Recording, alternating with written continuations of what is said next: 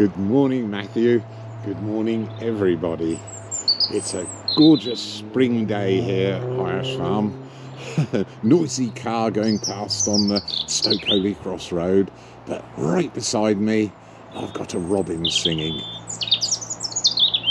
Absolutely beautiful.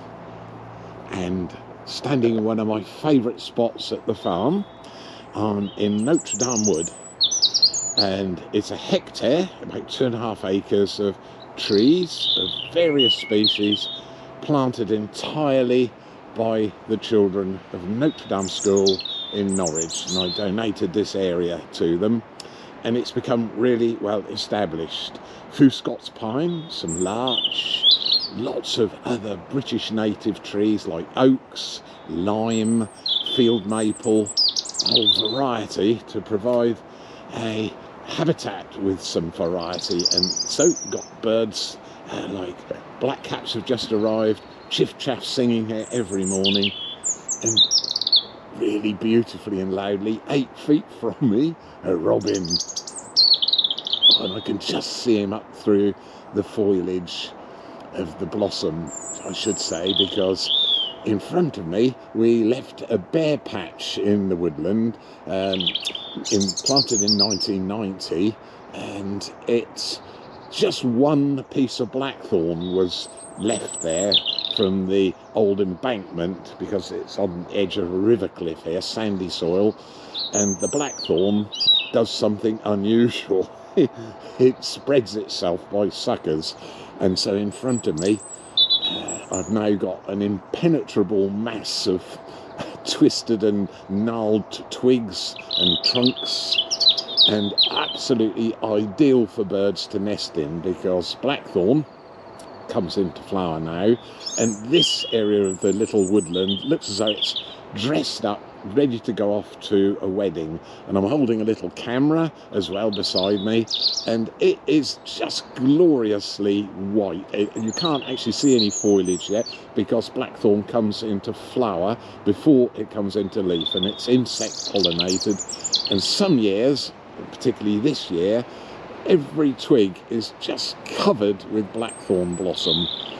Member of the plum family, the scientific name's called Prunus spinosa, and that gives you a little bit of clue in the second part of the name, because spinosa literally means spiny plum, and every part, the trunks are covered in spines, the little twigs, and they all end in a sharp point, and all parts of it it's almost impenetrable, but that's what makes it such a fantastic nesting habitat for many of our songbirds. That robin is trying to outdo me here.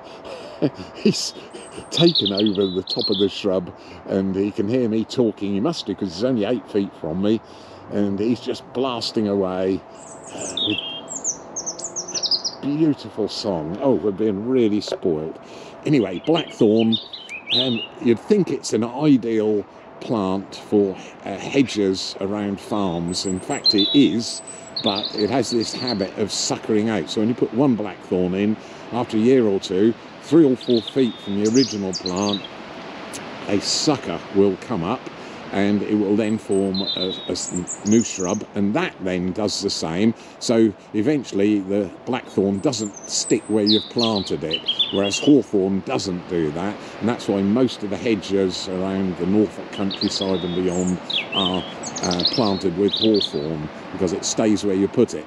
But given a chance, and I'm just going to scan the camera around, this is covering over 100 square metres of what was a little bare patch left in the woodland, but it's incredibly welcome, and as I said, it's almost impenetrable, so that's why birds like blackcap and many other of our summer visiting species and spring visiting species nest in it.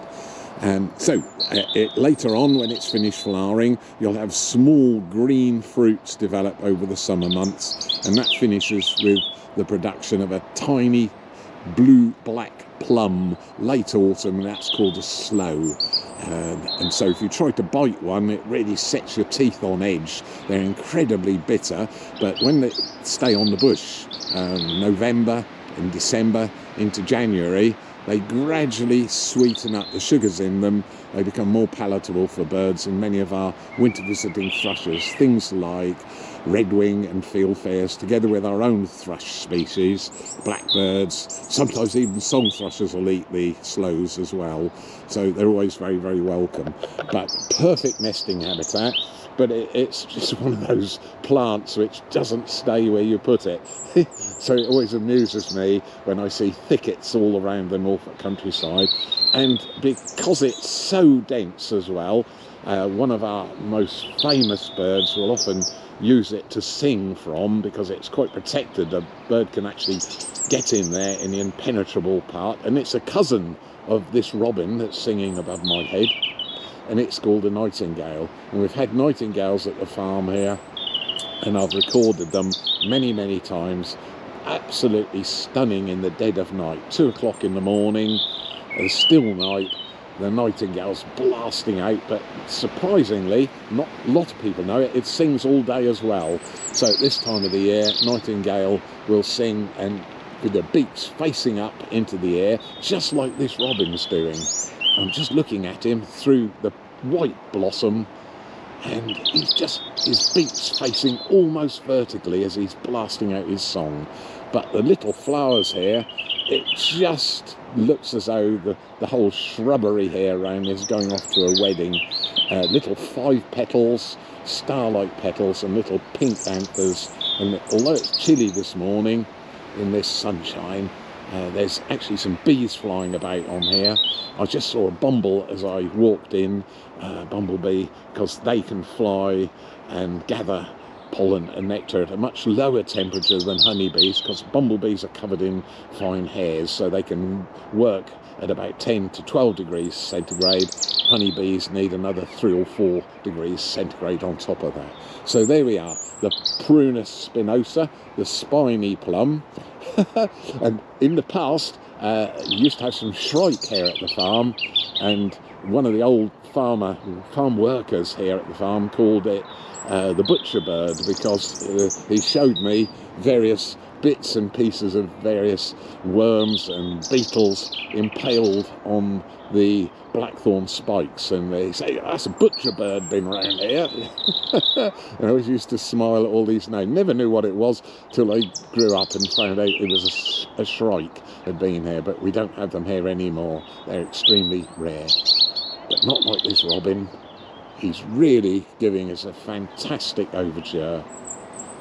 I'll leave the last word to him.